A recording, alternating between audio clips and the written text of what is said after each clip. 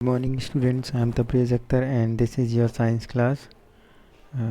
We were studying chapter number 9, soil. In this class we are going to start from activity 9.6. In this activity we have to take a plastic funnel and then a filter paper. एक plastic funnel और एक filter paper चाहिए.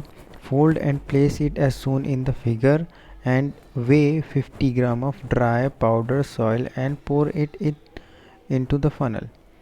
जो funnel आपने लिया, जो filter paper लिया, उसको आपको ले करके कुछ इस तरीके के अरेंजमेंट बनानी है. ये एक फनल है. इस फनल में आप ऊपर फिल्टर पेपर प्लेस करेंगे. This yellow colour shows the filter paper and the color of the filter paper. ये येलो कलर जो है इसके फनल के अंदर जो है ना, ये फिल्टर पेपर लगा हुआ है. And after that you arrange the experiment like this. इस तरीके से आपको अरेंज कर लेना है. And second thing, you have to take 50 gram of soil. 50 gram soil लेनी है और 50 ग्राम सॉइल जो है इसके अंदर आपको डाल देनी है. ठीक है. डालने के बाद क्या करना है, एक आपके पास सिलेंडर होगा या छोटा सा, या ग्लास कह सकते हैं या सिलेंडर भी कह सकते हैं, जिसमें आपका मेज़रमेंट भी दिया हुआ होगा और उसमें आपका पानी भरा हुआ है, जो कि इस फिगर में शो नहीं है, लेकिन मैं बता रहा हूँ कि एक आपका ग्लास होगा जिसको हम कह सकते हैं कि मेज़रमेंट ग्लास या फिर मेज़रमेंट सिलेंडर. इस ग्लास में आपका पानी भरा हुआ होगा. फॉर एग्ज़ाम्पल, एक एग्ज़ाम्पल के तौर पे एक ग्लास है जिसमें यहाँ से 10 लाइन्स हैं, उसमें 10 लाइन्स हैं, यानी ये हर एक लाइन शो कर रही है 1 ml को. 1 ml को शो कर रही है, तो 10 लाइन क्या कितने ml शो करेगी? 10 ml. अब उतने ही 10 ml तक मैंने पानी उसमें भर दिया है. ठीक है, 10 ml तक उसमें पानी भर दिया है. अब उस 10 ml तक पानी भरा हुआ मेरे पास रखा हुआ है इस ग्लास में. ठीक है. अब इस ग्लास से मैं by the help of dropper पानी लूँगा. ड्रॉपर से पानी खींचूँगा, इस ग्लास से पानी खींचूँगा ड्रॉपर से, और इसमें मैंने सॉइल डाल रखी है ना, सॉइल डाल रखी है ना अंदर. अब इस ड्रॉपर से मैंने इसमें पानी डालना है सॉइल के ऊपर. ठीक है. ड्रॉप बाय ड्रॉप डालते जाना है, फिर इससे और पानी लेना है, फिर ड्रॉप से डालना है. कब तक डालना है? जब तक कि इस फनल के नीचे से पानी गिरे ना. ठीक है. जैसे ही इस फनल के नीचे से एक ड्रॉप भी टपकना स्टार्ट हुआ तो आपको अब पानी नहीं डालना है. ठीक है. आपको जब तक डालना है जब तक कि उसके अंदर की जो मिट्टी आपने 50 ग्राम की डाली हुई है इस फनल में, वो जब तक सोख रही है पानी तब तक आप डालिए. ठीक है. जब तक अब्जॉर्ब कर रही है वाटर तब तक डालिए. ठीक है. तो ये एक्सपेरिमेंट कुछ इस टाइप से करना है. उसके बाद आपका जो न्यूमेरिकल पोर्शन है वो क्या होगा? Weight of soil. आपने कितना वेट सॉइल का लिया था? 50 ग्राम का सॉइल लिया था, वेट करके लिया था. Then initial volume of water in the measuring cylinder.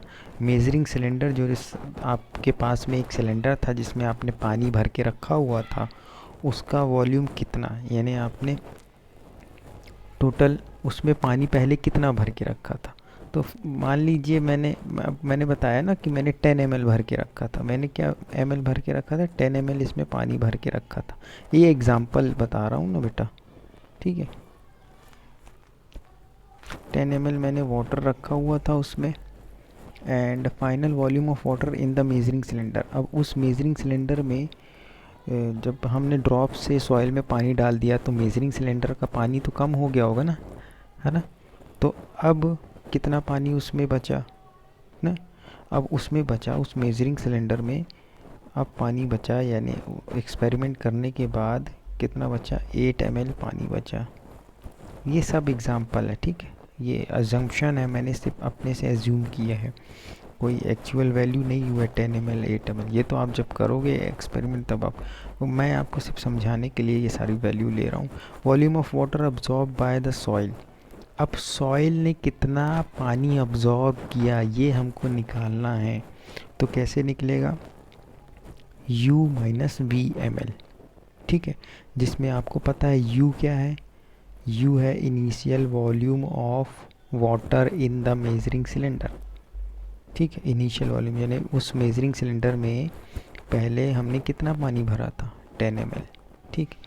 और फाइनल वॉल्यूम ऑफ वाटर यानी बाद में उस ड्रॉपर से हमने पानी थोड़ा यूज़ किया, तो अब मेजरिंग सिलेंडर में पानी कम हो गया, तो कितना बचा, अब बाद में फाइनल वॉल्यूम वाटर का कितना बचा, मान लीजिए 8 ml बचा, ठीक है। तो अब्जॉर्प्शन निकालने के लिए, वाटर अब्जॉर्ब निकालने के लिए volume of water absorb by the soil U minus v करना है, यानी 10 माइनस 8 करना है, बाद में ml आएगा। अब 10 माइनस 8 करूँगा तो 2 आएगा, 2 ml। तो हमें क्या पता चला कि जो सॉइल है उसने कितना पानी अब्जॉर्ब किया, 2 ml soil, 2 ml water absorb किया, ठीक है। तो ये एक एग्जांपल के थ्रू मैंने बताया, ठीक है। तो 1 ml of water has weight equal to 1 gram.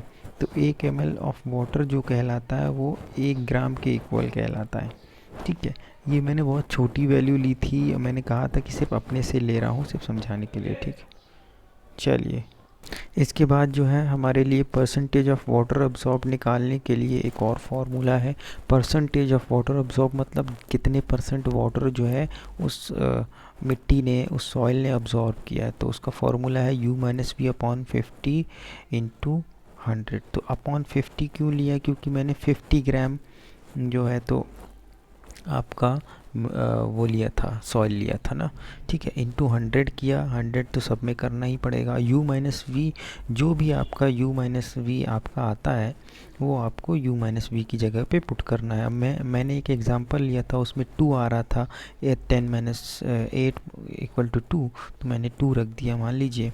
तो ये आपका कट हो जाएगा, 2 से 50 कट हो जाएगा 25 टाइम्स में, और 25 को 100 को काटूंगा तो 4 बचेगा, है ना, 25 4 जा 100। तो यहाँ पे मेरा आंसर आ रहा है 4%। 4% वाटर अब्जॉर्ब किया मिट्टी ने। तो ये एक एग्जाम्पल के थ्रू मैंने आपको ये फार्मूला जो है तो एक्सप्लेन किया। And then repeat this activity with the different soil sample, would you get the same result. अब यही एक्टिविटी को अलग अलग सॉइल सैंपल से चेक करना है, यही एक्टिविटी करके देखना है। Discuss the result with your friends, और अपने फ्रेंड्स के साथ यही रिज़ल्ट को डिस्कस करना है, जो भी रिज़ल्ट आ रहा है। और and answer the following question, और ये सारे क्वेश्चन का आंसर देना है। विच soil would have the highest percolation rate, कौन सी सॉइल का सबसे हाईएस्ट पर्कुलेशन रेट है, किसका पर्कुलेशन रेट लो है, ठीक है। Bhujo heard from his neighbour that 8 to 10 days after the rain the level of water in a pond or well rises. Which type of soil will allow water to reach a well faster and greater amount, ठीक है। तो बूझो ने सुन रखा है कि 8 से 10 दिन तक अगर रेनिंग होती है, बारिश होती है, तो जो वाटर लेवल होता है अंडरग्राउंड यानी ज़मीन के नीचे का वो बढ़ जाता है। तो ये सोच रही है कि कौन सी मिट्टी है, कौन सी सॉइल है जो कि अलाउ करती है वाटर को कि वो पर्कुलेट होके नीचे चला जाए, यानी उसको अलाउ करती है कि वो जो पानी है वो नीचे चला जाए, ठीक है। Which type of soil retain the highest amount of water, और कौन सी सॉइल सबसे ज़्यादा पानी को रोक के रखती है या थाम के रखती है, ठीक है, और कौन सा कम रोक सकती है। तो can you suggest any method to let more water percolate and reach the water underground, ठीक है। तो आप कोई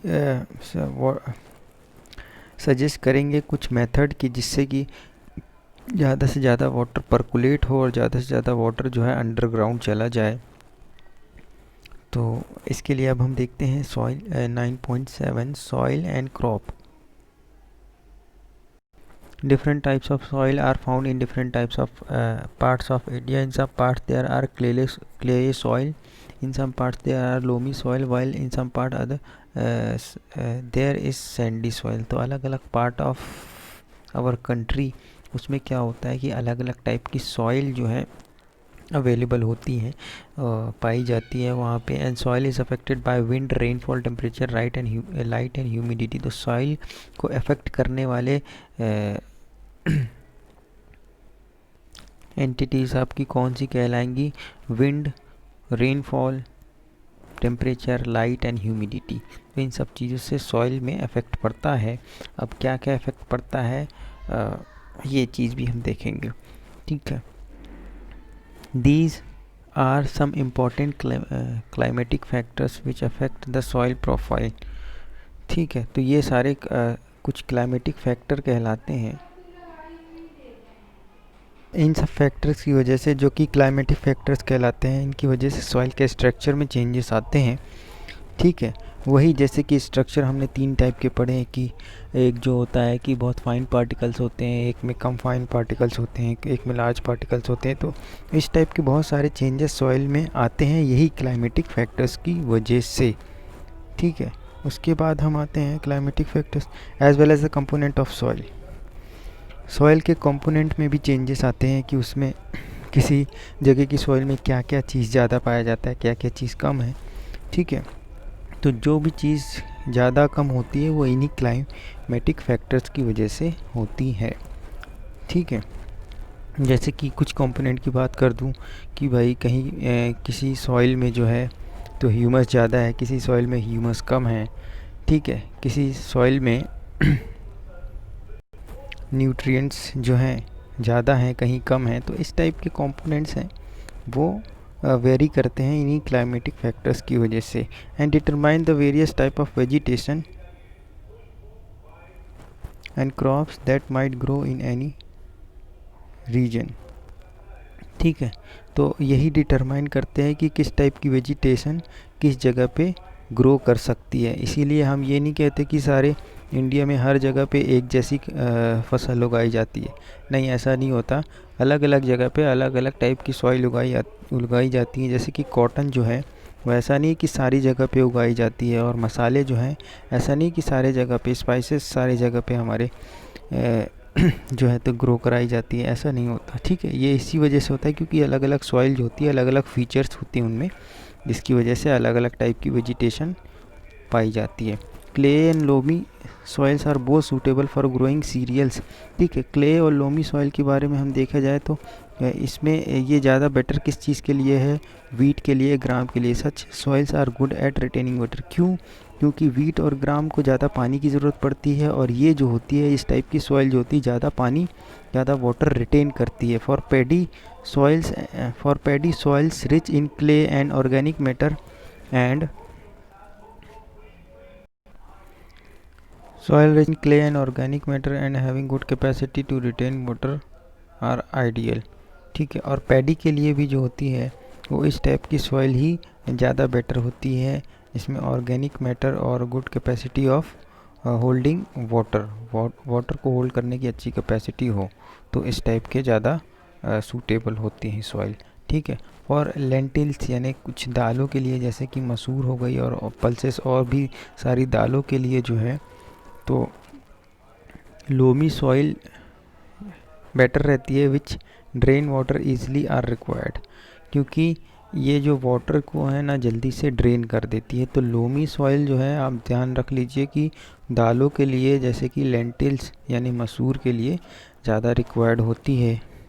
इसके बाद फॉर कॉटन, और कॉटन के लिए किस टाइप की सॉइल से कह सकते हैं? कॉटन के लिए सैंडी लोम और लोम, इस टाइप लोम या सैंडी लोम सॉइल की ज़्यादा ज़रूरत होती है. विच ड्रेन वाटर ईज़िली, क्योंकि ये जो है वाटर को ड्रेन कर देती है, यानी वाटर को होल्ड नहीं करती, वो नीचे बहा देती है. ठीक है. या फिर बहने देती है पानी को.